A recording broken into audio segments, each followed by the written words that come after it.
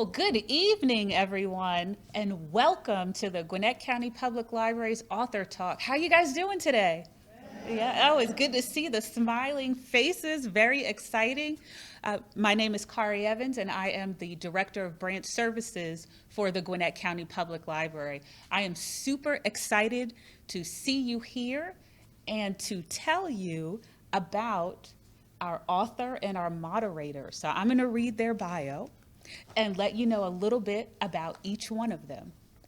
So, Dr. Lakeysha Hallmon has transformed the lives of thousands of Black entrepreneurs across the world through her flagship brand, The Village Market, and sister organizations, The Village Retail, a storefront featuring premier Black-owned brands, and nonprofit Our Village United, which revitalizes small businesses by providing funding and technical services.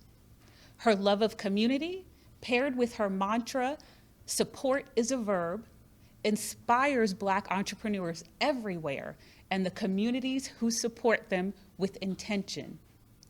As an award-winning expert in education and business development, Hallmon's innovative village model has become highly sought after and has facilitated $8.3 million in sales to Black businesses. Yeah, I know. Yes.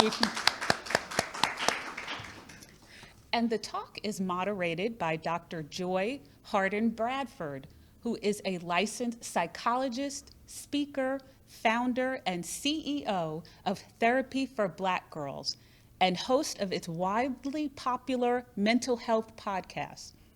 She's also the author of Sisterhood Heals, The Transformative Power of Healing Community.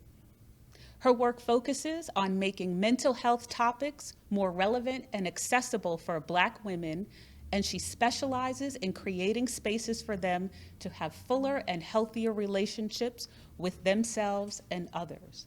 And so I'm going to get us started and pass over the mic to Dr. Lakeysha Hallmon.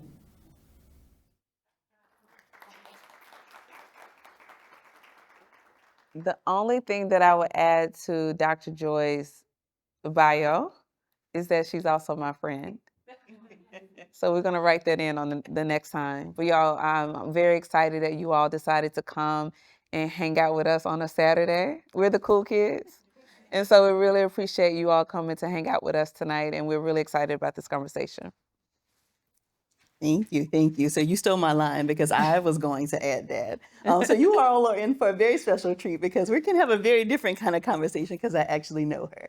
I think it's important to kind of start. There are likely very many books that you're going to write throughout your life. And I wonder if you could get us started by saying why No One is Self-Made felt like the first book and what inspired you to write it. We have to share the mic. Why I believe No One is Self-Made is my first book because it's the book for now.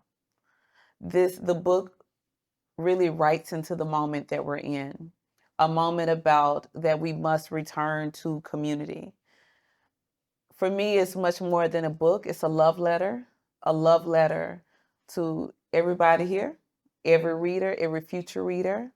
And that love letter and the way that I've penned this particular book is to say, by any means necessary, we must get back to the beloved community in our mindsets and our actions.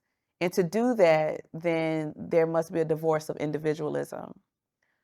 This is pressing for this time. And so while I am going to write many more books, I do believe that books meet moments. And the reason why this book came out of me February and came into the world February 2025 is because this is the book that's needed for this particular time. And so I hope as you all read this book, you can keep in the forefront that I'm writing into the present moment, but I'm also writing into a safer future for us if we return to community. Thank you for that. I think it's amazing how books can meet a moment, right? Yeah. I mean, you wrote this before now, Yeah. right? And so to have it be timely, especially right now, I think is really important. So we talked about this a little bit. So she and I also just left a conference in Florida, and we're talking about where did this idea of being self-made even come from, right? Like it feels like a lot of people wear it as a badge of honor. Where do you think it even came from? Yeah, so I write about in the book this whole self-made myth is a very American construct. Individualism is a very American construct. And why this title of the book mattered to me, and it will respond to where we came up with this. What happens when you're an entrepreneur and you do well? Once people start to figure out, you might be doing something. The first thing they want to call you is self-made. And I can't tell you all how many times I sat in interviews uncomfortable because while I know that they were trying to tell me job well done, when they were trying to say, you figured it out, I also knew that every time they called me self-made, it was untrue. And so I would sit in that discomfort and I had to reckon with why am I so uncomfortable with this title? It's not imposter syndrome. I know I'm dope. But I also know that if I accepted that, then I would be erasing my grandmother. I would be erasing my parents, my grandparents. I would be erasing my beautiful friends like Dr. Joy and my team and all these people who assisted me to be able to sit on this stage tonight.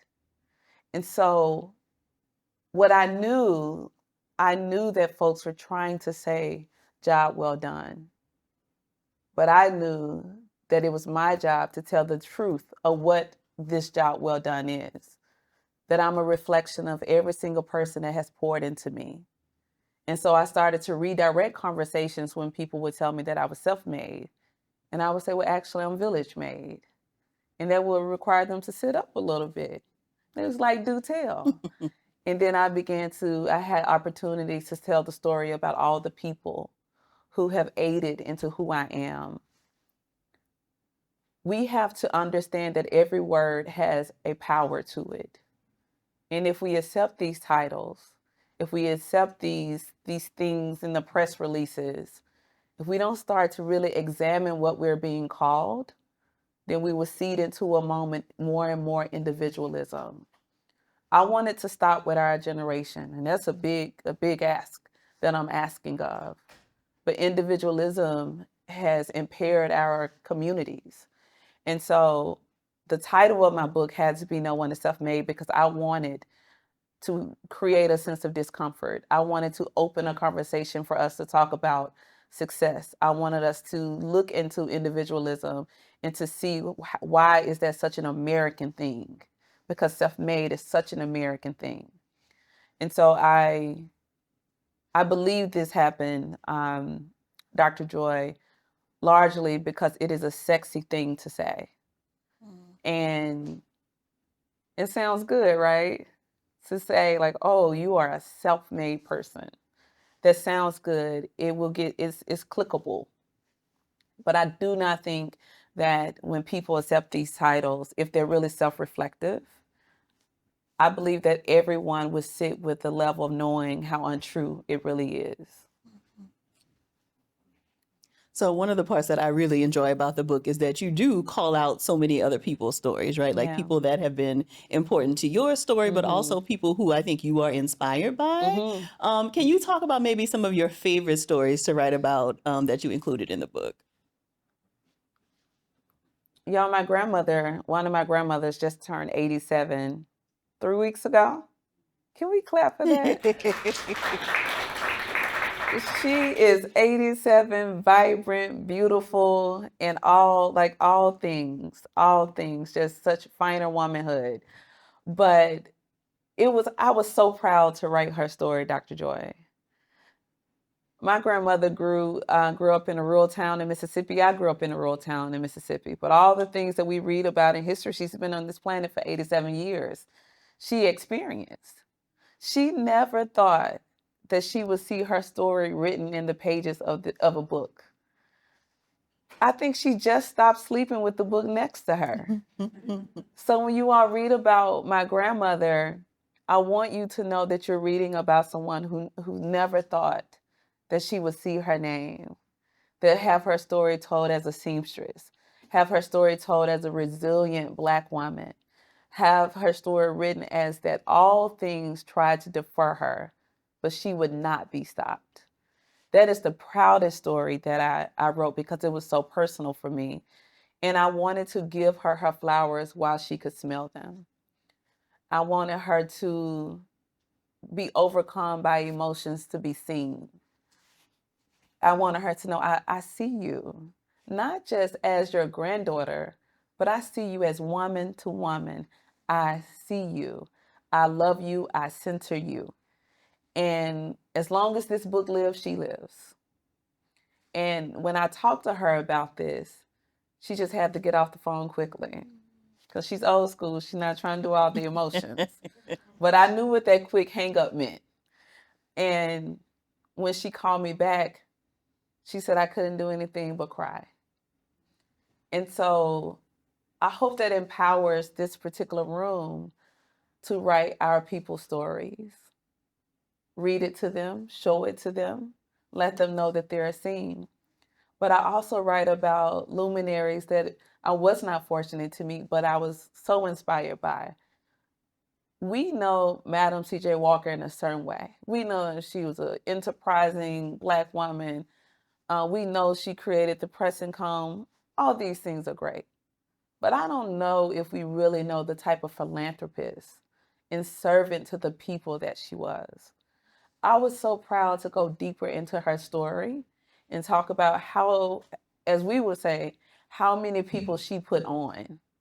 She worked so hard to make sure that whatever door that was open for her, she left it cracked open, pushed it wide open for legions of people to come right in behind her. And I don't think we've really been taught that story about her. And so I was so proud to share into her life in that way. And when I finished her story, I just remember looking up and saying, thank you. And something tells me in the ancestral world, she felt it. Because as long as this book lives, that story of her being such a servant leader, so being in servitude, a grateful leader of our people, she gets to live on. But I also write about modern day people who I believe are just doing really, really good work. I write about Morgan DeBond, who has a book out currently, Rewriting the Rules to Business. She's the CEO of Blavy. I write about her. I write about so many people. I do this for a number of reasons. I think the power is in intergenerational stories. We stand on the shoulders of great people. And it's very important for us to look back and be knowledgeable from whence we came. But then we also must recognize the gift of the people that's in this moment with us, because that is not by accident or chance either. Because one day, many of the people that I wrote about in this present moment, we all will be ancestors. And so I wanted to begin to write those stories now in the present moment so I wouldn't forget. So I wouldn't forget the experience of these people and how they're showing up in life now. So in the book, you also write about how finding the right community is a huge part of being successful, especially as an entrepreneur. What are some of the signs that you have found the right community? And what are some of the barriers to actually finding your community? Can I tell you all a story about Dr. Joy to make her very uncomfortable right now? Do y'all agree with me? I can tell the story? Okay, great. She loves moments like this. So let me tell you all a story about friendship. I met Dr. Joy several years ago at this point. And I believe we were at Summit 21. Summit 21, and we had been friends on social. So I'm walking in, and y'all, I'm from Mississippi. I speak to everybody. Everybody. But I was walking in, speaking to folks, and then I see hair. If y'all follow Dr. Joy, you know what I'm talking about. I see hair and I see a light. And I look, and I was like, Dr. Joy. And literally from that moment forward, we chose each other. But I knew that Dr. Joy would be my sister on this particular journey. But let me tell you about how you know you're in the right community. One of the reasons why you all are holding this book and coming to this particular talk is because Dr. Joy asked me to be on her podcast. I don't know, 4 years ago? At least. At least 4 years ago. She had an off-cycle podcast on therapy for Black girls. So she let some other people in other than therapists. That's what I'm trying to say. And we had a sisterhood and business conversation. Wonderful conversation, wonderful. One of my favorites to this day. But after that conversation, I don't know how long it was afterwards, but Dr. Joy's agent reached out to Dr. Joy because she listened to the podcast. And she shared with Dr. Joy, this woman have books in her that she wants to write.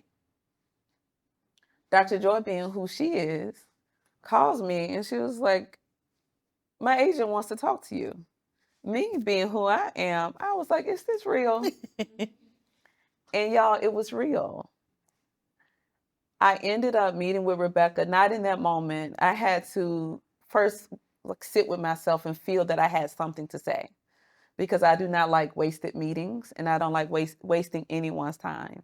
So I wanted to be clear that I was fully aligned in that moment. So I met with Rebecca. And when I got on a call, Rebecca had a little notebook of pages from that particular podcast. What's so powerful about when you're in the right community? Dr. Joy only wanted to see me win. She welcomed me into her space.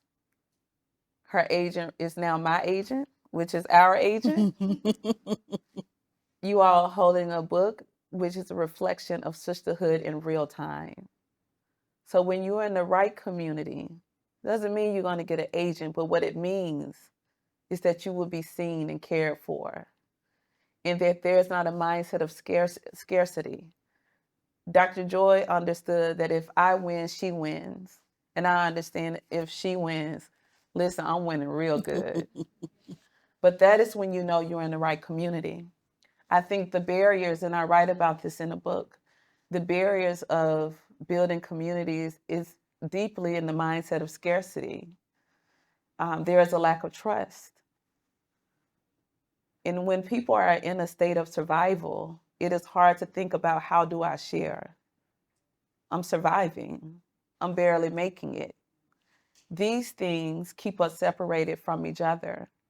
And I write about this particular thing in the book because in order for us to create a beloved community that Dr. Martin Luther King talked about, or in my words, a village, we have to tackle the things that keep us separated.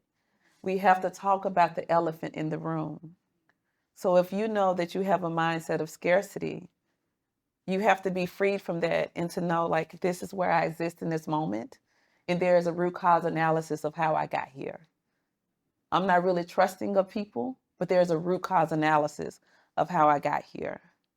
Or sometimes I haven't been the best friend to people. There's a root cause analysis of how I got here. But how we heal in community is not just asking ourselves those questions. It's about recognizing that we can solve for those answers.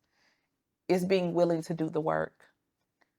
We can eradicate every single barrier if we do our work. Now I'm speaking like a non-therapist. Dr. Joy may have a different answer. But I do believe liberation comes from healing. And for us to establish trust with each other, first, we have to be trustworthy people. The law of attraction is also very, very real. When we do our work, we illuminate our light, then we begin to attract more like minds.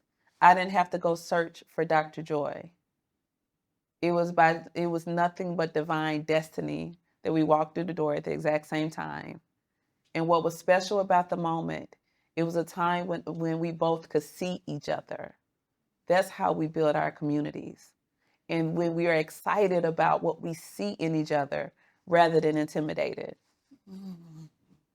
Thank Thank you, friend. What a beautiful thing. And I wrote about that in my book, right? So Yeah. in Sisterhood Heals, I have a chapter talking about making friends later in life, right? Because I Yeah. think many of us think we have our high school friends, we have our college friends, and we're not open to new friends. But what incredible things can happen when we are open to later friends in life.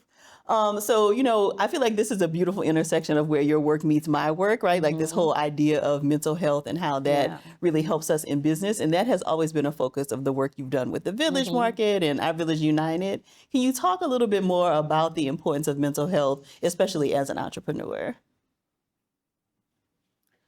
I have a chapter dedicated to the well community. This is important, especially in the entrepreneur space, but also in our everyday lives. If we're working in corporate America, if we're director of programs, if we're director of public libraries. I wasn't talking about anybody on the first row, but whatever spaces that we exist in, they take something from us. So even if you're building a business, it takes something from you. It may give you a lot, but it also takes something. But what happens when we get imbalanced is when there's more taking and we're not replenishing. Taking and we're not replenishing. Taking and we're not replenishing. Oh, I can come to work on Saturday. Oh, wait, I'm going to work on Sunday, but from home. Oh, wait, I can get to the office early on Monday. And there's been no time to fill our cups. I write about this in the book so much because I was that entrepreneur. No one tells you that purpose has a way of invigorating you. It's just like it's a jetpack in your back. It's like a Celsius without drinking it. You just wired and ready to build. Everything has you just ready to go. But we also have to create boundaries around that too. And I don't think that we're really trained to create those boundaries because we're so inspired to build. But I remember in 2019 being so burnt out. But I was so afraid to stop because I thought if I stopped, everything would end. Because that's the stuff they tell us. Team no sleep, grind, hustle culture. And so I was so afraid to stop, but I was also so unwell inside. While I was doing great things, I was not happy. And joy is a signifier for me. I am a very joyous person. So when I'm not existing in that space, I know something is off. So when the pandemic hit, while I was deeply troubled because I wondered what was going to happen to my business, and I was wondering what was going to happen to so many other entrepreneurs' businesses, if I'm really, really honest with you all, when everything was pressed pause, I exhaled. I was like, God, I don't have to. And I was thankful. I was thankful to not be the Black business lady. I was thankful to not have to be a resource for everybody. I was thankful that now some access to me would be cut off. I was thankful because I needed time to breathe. I needed time to get back into my body. I needed time to really nurture and take care of myself. And so I write about that particular moment in the book because without that moment, I would not have built my nonprofit to make sure that every single entrepreneur in the village has access to people like Dr. Joy. I did so because I understood when you're so ambitious that you neglect to take care of yourself unless someone is telling you to do so. My vision for our community is, of course, generational wealth. But imagine if we centered the wealth of our souls first. Imagine if that is the work. Imagine if that is the masterpiece. Imagine who we will be and what will come, what we will create as business owners, as leaders in a community and communities in corporate America. Imagine how who we are in those spaces would be transformed because we've done the work of the soul.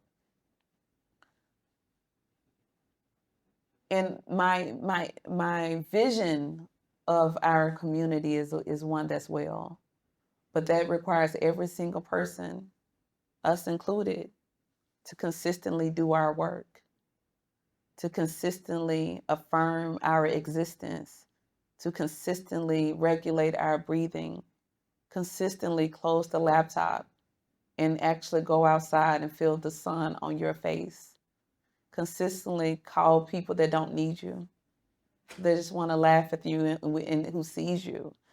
That is our work. Our businesses will be successful because we are. So I dedicate a whole chapter to this, and I write about all the stuff that I was doing wrong. I write about all the things that as I began during the pandemic, when I could get back to myself again because I didn't have to do all the things. I didn't have to be the person. I made a pact with myself of my own 4 agreements of the type of leader, the type of CEO, the type of business, the type of employees in the environment that I would create. And I can tell you all, I'm very proud. I have not broken any one of those agreements. So I took the time that I needed to nurture myself. But I knew that in order for me to really live my life of divine purpose, I had to take care of my body, my mind, and my spirit, and then build. And so while all things were falling apart, so many of us needed that great reset. And I took my great reset. Y'all, was hiking all over Georgia, riding my bike all over Atlanta, annoying all the drivers. That was me with my helmet on. I did a road trip all the way to Utah. I hiked through Colorado. I saw the sun come up in Utah. I spent time in New Mexico, all outdoorsy stuff. And every single moment that I was fortunate to just be immersed in nature, I feel that I began to see the woman that I was growing into. And that's exactly what I needed. So you talked about, like how much this book meets this moment. And I think this moment means a lot to a lot of different people. But I think one of the prevailing feelings is hopelessness, right? Yeah. Like people feel very distressed about what's going on in the world, in our country, politics. Can you talk about like what is giving you hope right now? And if other people are feeling discouraged or hopeless, like where might they start to find some hope?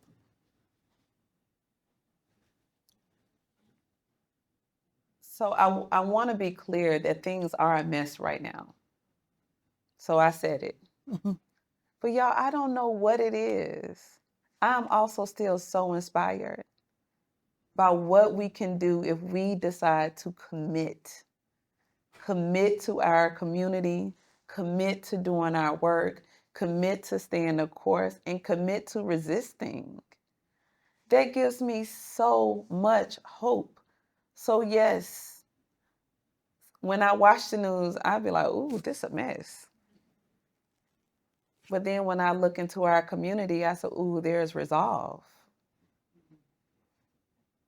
For every horrific moment in this country, there has been a resilient spirit that rose. And what gives me hope in 2025 and when I look ahead is because I know the lineage of resilient people and I know that that lives in our current bodies. It just has to be activated. To activate it is to know that it's there and to summon it to come up, to rise up. So Dr. Joy, I have such profound hope. My cup is still so full. I know that we will survive. I know that all things look extremely crazy right now.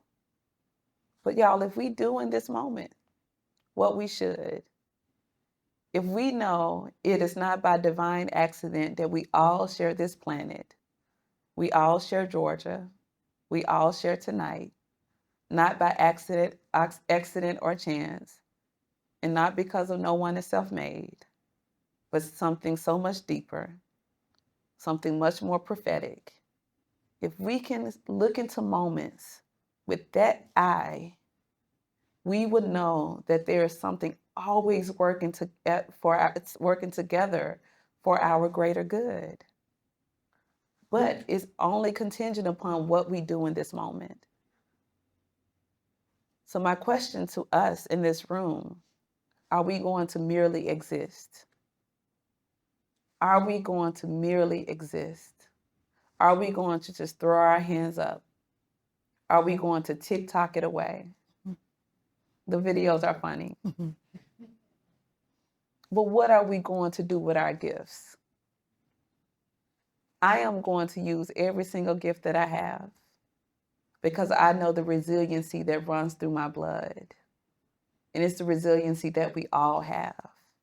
So yes, things feel bleak, but I also know that if we do what we should, and if we do what we must, when the future write about this moment, the future will write about people who stood tall, who stood firm, and who were unwavering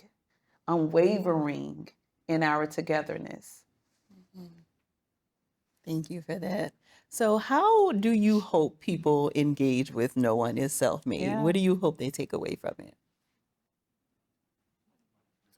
So selfishly, when I'm funny in the book, I hope y'all laugh. So I hope y'all get those moments when I'm trying to be funny. But I think what you all, if you haven't read the book, I know what you would appreciate is that I don't write about things from a topical sense. I write about things from my lived experience. And so I share a lot of personal narratives because there's nothing worse than being talked at. So what you will feel is that we are in conversation with each other. Every chapter I have reflection questions that you get to sit with and go deep with and examine how you're going to respond and who you're going to be.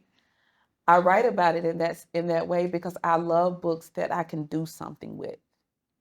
I love books that inspire me. I love books that I can learn from, but I also learn books that empower me to do something. So I'm hoping that you all spend time with the reflection questions. I hope that you look into some of the people that I have written about. It would be great when you look at these people's work, and if you can support their work in any way that you can. Because I'm intentionally writing about people who I believe are doing really powerful things.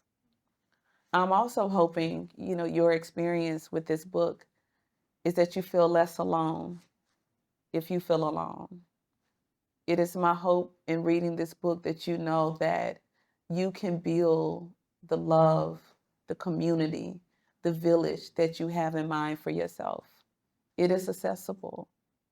It is my hope when you read this book that you start to be more conscious about what you're doing with your time. And you know that there is no accident that you are here in this moment, that we are here in this moment together. But I know that and I also hope that you all read my acknowledgments. If you read my acknowledgments in the book, you will understand why the title of my book is No One is Self-Made. I write about people who have been so instrumental on my journey. I write about ancestors that I never got to meet, but I read their books. I write about my parents, my siblings, and people that I love. But this was important to me because I wanted all of us have an acknowledgement page of our life. And if we start to acknowledge these people, then we know that we are less and less and less alone. Thank you, Dr. Key. So I do want to hear any questions we have from the audience. Any questions you have for Dr. Key about the book? Should I project? I talk very quietly. Should I stand as well? Okay. Yeah. Hey. Hi. Thank you. My name is Amber Nadia Sumda. I'm a social entrepreneur and founder of a business called I Am Into Village, where I leverage conscious capitalism to eliminate extreme poverty in sub-Saharan Africa. Ghanaian American, so I'm selling shea butter and other natural products made by women in the village who still in extreme poverty, trying to reinvest my profits back into their work. Work at UNICEF and USA before this, and I recently launched it in the fall. I'm a young woman in my 20s, and I'm building, and this is really exciting. Everyone's like, "Oh my gosh, you're doing so much! It's amazing! It's ambitious." This is a bit of a personal question, so please forgive me in advance. I'm feeling emotional. Oh my gosh. I'm in my 20s, and every time I open Instagram, somebody's getting engaged or married. And it's my mom was a single mother, so something, sorry, that's sensitive for me, because I'm like, if it doesn't happen, it's just like repeating generational cycles. But I know as I'm in this time of building, right, it's important for me to focus on what I'm doing, the woman that I'm serving, empowering back in Ghana. So my question for you is, I'm assuming a lot, but like if you're unpartnered, there's time when you're like building where you were single, and you have the whole thing, no one is self-made, right? But the whole idea is, oh, you're building with a husband or wife, whoever your partner is. So how have you kind of reshifted that mentality to build with people who are your mentors, your friends, et cetera, during this time? Thank you. It's a good question. Really good question. Before I answer, can y'all give it up for her for all the great work that she's doing? So I'll figure out how to come at this question, but have I built when I was single? Yes. Have I built when I've been partnered? Yes. There were moments in both lives where I was not, where my business was the most important thing. Ambitious folks, y'all know what I'm saying. It takes over. But where I am in my life now, the quality of the people in my life is the most important thing. I didn't find that in my 20s. So I hope this not making you hopeless. It's not the goal. But I think what I want to share with you, because I'm in my early 40s, is that the grace that you must give yourself, because that is really the answer that you need. The grace that you give yourself, you learn to give it more and more in time as you grow, as you mature into the woman that you are destined to be.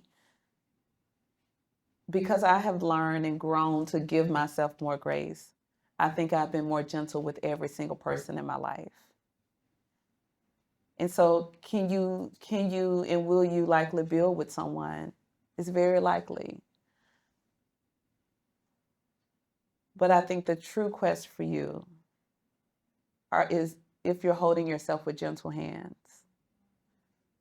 Because what I see when you stand before me tonight is someone who is largely probably really, really hard on yourself. And I've been there too.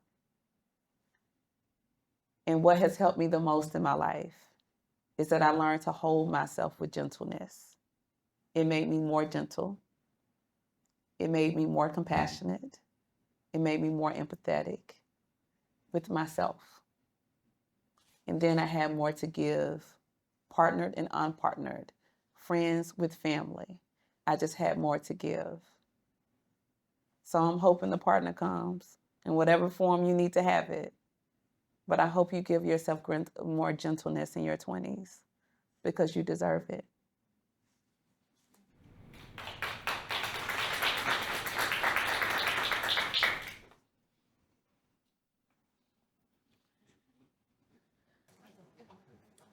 My name is also Ingrid. I'm a communication expert and coach, and a lot of what my clients tell me is I don't know how to ask for help. Because the village is made by saying, I'm here. And in the 80s, we used to be able to go to your neighbor's house and get a cup of sugar. I don't even know my neighbor's name.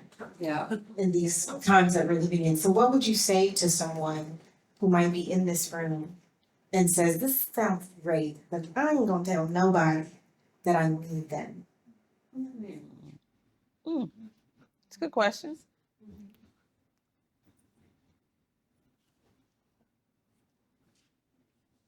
You tee me up to talk about the book even more. I write in the book about me being so proud of the things I don't know. Like I have no idea moment. And it makes me excited because I get to sit and learn from somebody else. I remember a time when I felt that I had to have all the answers, that I had to be the one that knew it. I've been so empowered by knowing the things that I know and wanting to sit with people that I can learn from and asking for help is something that I think we have to learn. Some people have no problems, no problems with asking for help. They need to tone it down a little bit. So some people have no problems, but for self-reliant people, it feels extremely too vulnerable, because I think it's that level of vulnerability. You said something powerful, and I need you. I think when I have needed help, it's less about, for me, I ask for what I need help with.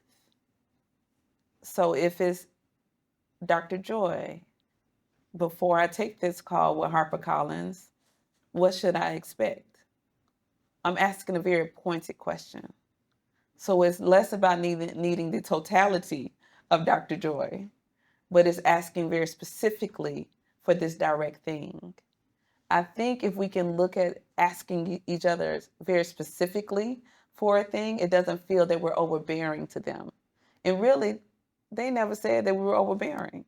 We tell ourselves that. But I want to empower this room that the only way that we can have a functioning community, we have to have each other's back. To have each other's back, then that means there are people going to come to you that would need help. And there will always be time when you need help. Allowing both doors to be open. And then I also want to say there are certain seasons when you need more than what you can give. There's a time when you just have less and less to give because your need is so great. The only thing that I ask you to do when the pendulum swings, and it will, remember when your cup is overflowing, when people come to you, remember the time when you needed someone and they had your back. But if you're in a place in your life where you know, I just don't have a lot to give, it's okay. It's okay. But when things shift, because it will, I want you to remember the reserve that you built up and be an olive branch for another person. And lastly, so we can take more questions, is that I don't look at relationships as transactional, because that feels so icky. And you can tell when someone is using you. So I think we also have to have a sense of discernment of when we're being used and when we're being helpful. I think we also have a sense of discernment when we're being a people pleaser, when we're saying yes to everybody, want to be everything to everybody. I think we have to have a sense of discernment when those things are happening as well. But the only way that our community can truly function as a village, we have to have each other's back. So if you need help, it helps me to ask specifically for the thing rather than asking for all things, Dr. Joy. Good evening, everyone. I'm Herman Smith-Sosa, and wow, I thank you so much. I jotted down, and this is my daughter Soleil, and she's actually an author. So she's actually published a book, and she's trying to encourage me to write my own. So Listen to her. But you shared and I jotted it down. You said, not by accident that we are here in this moment together. And that hit me really hard, because the reason we're here is because all of a sudden, even though we have like 3 libraries, this whole library can fit in our house, I feel like we have that many books. She was determined after a long day of coming to the library. And we were told that we couldn't come in because we came late, but they were like, are you here for the author talk? And I was like, no. She was like, well, yeah, let's go, Mom. And so I'm here today because I am an entrepreneur, and the name of my company is Ubuntu. So I don't know how many of you know what the term Ubuntu, but it's a South African philosophy of human interconnectedness and community. I am who I am because we all are. So what I do is I am having my roots, my mother's Gabonese from Central Africa, my father's American, but I lived with this philosophy of community, of the fact that, no one, my mother would always say, I cannot be full if my neighbor is hungry. And so growing up, it was like mom was helping everybody, right? And being here in the United States, it was tough for her because she desperately needed her community. And she found ways to build it, and it just ingrained in me. But I share that with you because for me as an entrepreneur, that was my passion, my purpose, my reason. So it's the foundation of everything I do as an entrepreneur. And one of my services is actually getting entrepreneurs to have a positive intelligence mindset, which quiets the saboteurs in our head that tell us we're not enough, we never will be, and that and the judge that asks us, why are you doing this? This is not for you. And allow us to realize that those voices are not you. But really what is you is the sage inside of you that is seeking to grow if you allow the voices to dim. And so I just share this for any of you who want to, speak to me, and I'm willing to share this idea of like growing that love for one's ability to be who what the universe has meant for us to be. And my question is, how have you been able to quiet down the noise that exists in your head, the saboteurs, and let that, because obviously sage is all around, like your light shines bright, and it's brighter than these lights. So I'd like for you to share for us what you've done, what are the strategies you're using to make sure that those saboteurs and the judgments are not louder than and brighter than the sage that you showed tonight. That's a great question. Great question. You can get your steps in. I'll tell you all what I do, but I also write about Muhammad Ali in the book. I write about him in a way when I would look at his videos and I would be astonished by the way he affirmed himself. And so I write about when he said he's the greatest alive, and most people thought that he was really cocky, and maybe he was. But the way that I looked at him is that he was shouting louder than the voices in his head. It was less about the opponent in the ring, more about the opponent inside. And so I write about me seeing him and understanding the power of affirmation. And so for my own self, because we all get those whispers, and sometimes it feels like a shout. When you get a great idea, and before the day over, you want to talk yourself out of it. Or if something great happens, and I write about this in the book as well, you start to temper joy just a little bit because you don't want to be disappointed. We don't want to just get too happy. We don't want to be just too full because somebody may take it away or something may happen. I've had to work really, really, really hard to make that voice be very quiet. And I speak directly to the voice. I don't care if it looks weird on the belt line. I'll be like, not today, not today. This is not happening in this moment. And I affirm myself. My practice is speaking life into myself. I do it every day. So y'all see Muhammad Ali bouncing around. That's how I be acting at home.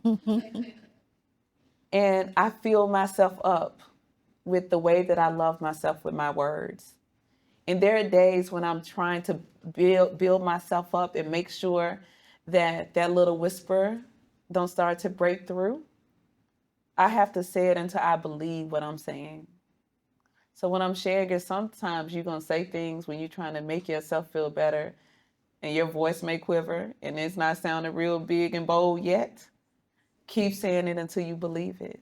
Keep saying it until your vibration shift. This is what I do.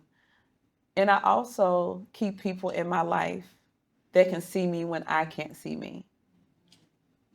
Having people hold up the mirror and tell you who you are when you forget. That's the power of the village. And so I keep close love by the people who can see me, who can affirm me, who can speak life in me when I forget. I also spend a lot of time writing. I journal a lot. I spend a lot of time in nature. And in nature, I'm just saying all the things I'm thankful for. My gratitude be overflowing, y'all, because that helps me remember. It helps me remember the things that I have overcome. It helps me remember the things that I have accomplished. It helps me remember the things that I also have survived. So if I'm in a rough moment, if I'm having a moment of sadness, when I get through my gratitude, I'll be like, oh yeah, I got this, because I have survived something like this before.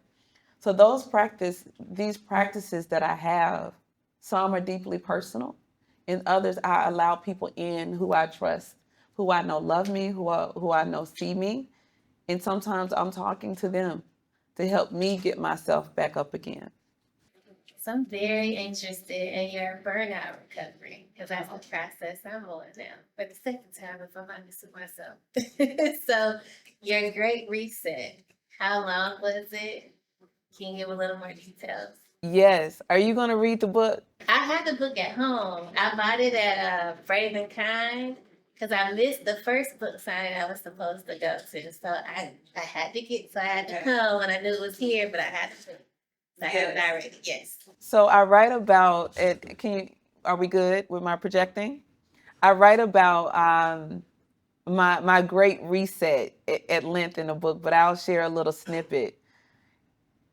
What I really did was stop believing that I had to be all the things. That was the first thing that I had to do. Like, y'all, all this superwoman stuff, I'm a superwoman some days, not every day. I think when I gave myself permission to have a day off or days off, it just set me free. But during my great reset, because it was during the pandemic, I think I gave myself like 3 months. It was amazing. Y'all, I can't cook. I was in the house cooking. I can't say it tastes good, but hey, it was pretty. I was watching television because I'm not a big television watcher. I got back to reading books again. I just get everything that brought me joy, I did more of it. And it helped me so much to get back into my body. Because I think when we're back into our bodies, then our purpose, there's room made for it. But those practices, and I write about it more in the book, but those practices of just choosing joy, choosing things that make me happy, and also divorcing narratives that I had to be everything to everybody, like that always set me free. And let's not forget, I be in therapy every Monday. Every Monday, 10 o'clock. That also helped me with my burnout recovery as well. Good question. Thank you.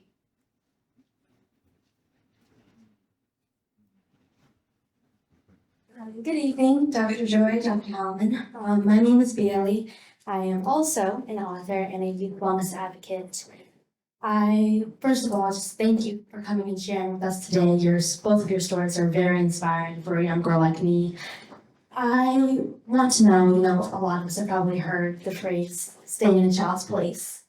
But I'd like to know, where is a young person's place in this idea of coming together as a community and collaborating and moving forward to accomplish things that we want to accomplish, especially in our communities? I don't know.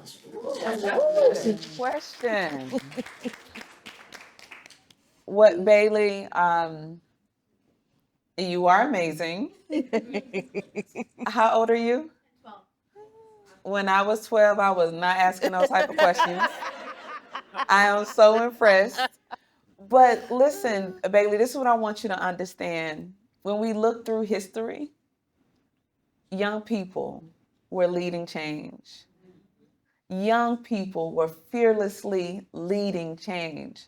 So when we think about what is your place in rooms like this, in moments like this, the way you just stood up and eloquently asked that question and also you affirm to adults before you ever got your question out, every room you're in, Bailey, you will transform. Your work for your peers, i.e. the young folks, your work is to tell them that there is purpose for them as well. That what they see in you, that they have in them. So while it's less about getting us, because we got you, but empowering your peers, people that you go to school with, people that you're in clubs with, people you're in community with. Empower them that they have a light, that they are special, that they are needed. If you help empower them of all the things that make them so incredibly great and special, the same way that I know your mom affirms you, it's all over you. You are going to make sure that our generation is better. And I cannot wait to exist in the space that y'all create for us.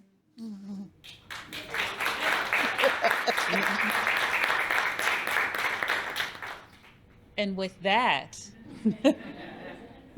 that was a powerful ending to such great messages that you have shared with us. Thank you so much, and thank you to both of you.